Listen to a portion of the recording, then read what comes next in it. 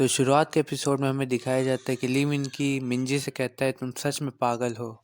और फिर वो अचानक से मिंजी को मारने के लिए बढ़ता है और फिर वो मिंजी के कंधे को पकड़कर उसे नीचे गिरा देता है और फिर वो उसके ऊपर चढ़ते हुए कहता है चलो पहले मुझे तुम्हारे कपड़े उतारने दो। और फिर मिंजी उसकी तरफ देखने लगती है और फिर वो मिंजी के शर्ट को जोर से खींचता है और फिर हम देखते हैं मिंजी के शर्ट का बटन लिन मिकी के लगता है और फिर वो दोनों एक दूसरे की ओर देखने लगते हैं।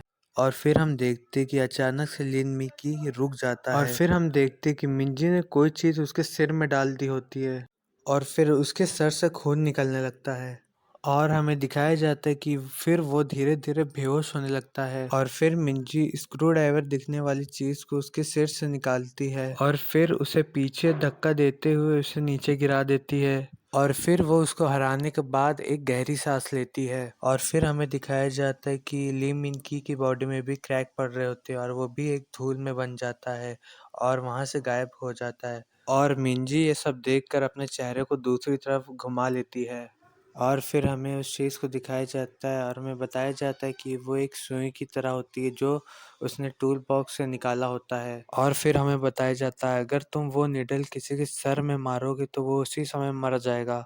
और ये बात वहाँ खड़े सब लोग जानते थे पर इस चीज़ का खुद की आंखों से देखना बहुत अलग था। और फिर हमें मिंजी का सीन दिखाया जाता है जो रिंग से उतर रही होती है और जिस लड़की को मिंजी ने बचाया होता है वो उसको शुक्रिया बोलती है और मिंजी उसकी तरफ देखती है और मुंह घुमाते हुए उससे कहती है शुक्रिया। आखिर तुम किस चीज के लिए शुक्रिया कह रही हो। मिंजी की ये बात को सुनकर वो कुछ कह नहीं पाती और वहीं बैठी रहती है और फिर मिंजी गेट को खोलते हुए उससे कहती है कि और क्या तुम्हें लगता है मैं बीच में इसलिए आई ताकि मैं तुम्हें बचा सकूं। और मिंजी वहां से जाते हुए कहती है कि मारो जब तक कि तुम मार सकती हो और या फिर तुम एक बेफालतू मौत मर जाओ। और फिर मिंजी वहां से चली जाती है और फिर हम देखते हैं कि कुछ लोग बाहर जाने की कोशिश करते लेकिन अचानक से गेट बंद हो जाता है और कुछ लोग कहते हैं कि क्या ये बंद हो गया।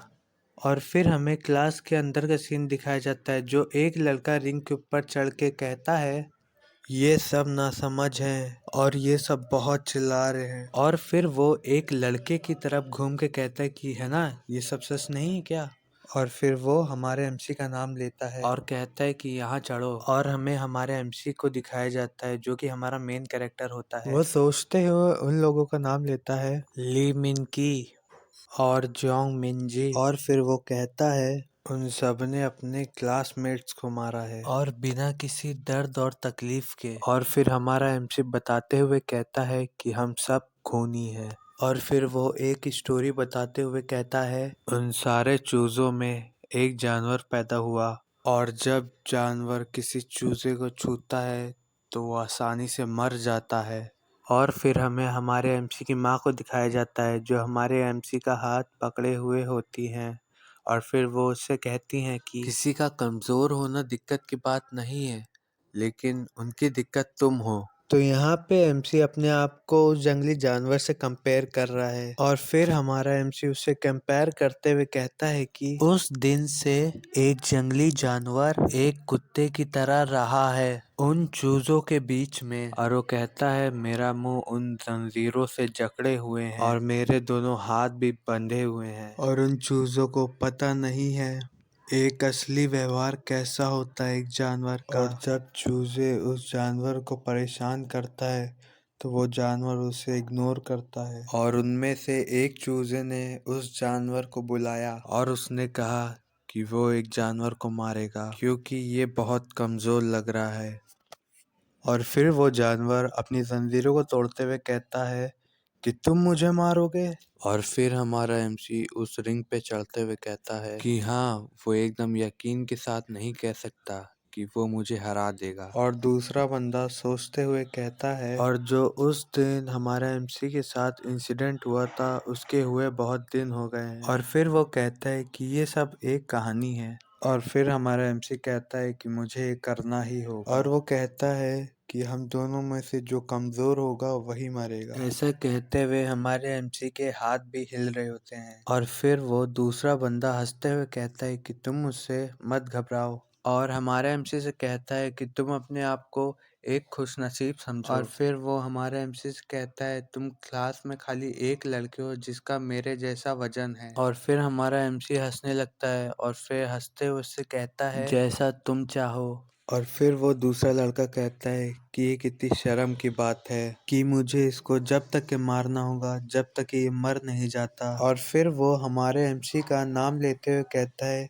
कि ये मेरे लिए सही है। और वो सोचते हुए ये भी कहता है कि ये मुझसे लंबा हो सकता है लेकिन ये एक कायर है, लेकिन मुझे ये नहीं पता कि इसको कारमा मिलने के बाद कितना ताकतवर हुआ है। और फिर वो सोचते हुए कहता है कि ये शायद गिल यांग जितना ताकतवर हो गया है। और जब मैं इस रिंग में आया तो एक सिस्टम विंडो मेरे सामने आ गया और फिर मुझे कारमा मिला। ये वैसा ही लगता है जैसे एक गेम में सिस्टम दिया रहता है।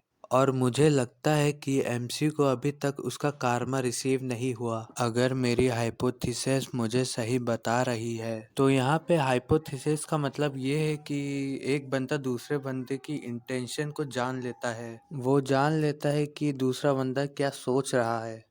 और फिर वो कहता है इससे पहले बहुत देर हो जाए, मुझे इसका फ़ायदा उठाना चाहिए।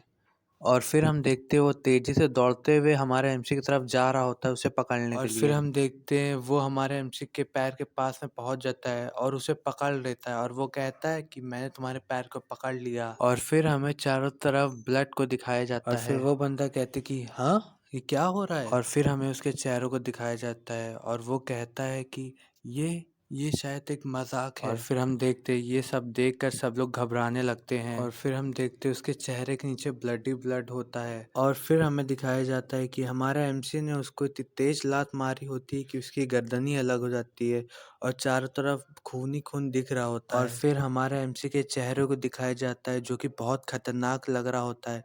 उसकी आंखें एकदम लाल लाल एक डीमन जैसी लग रही होती हैं।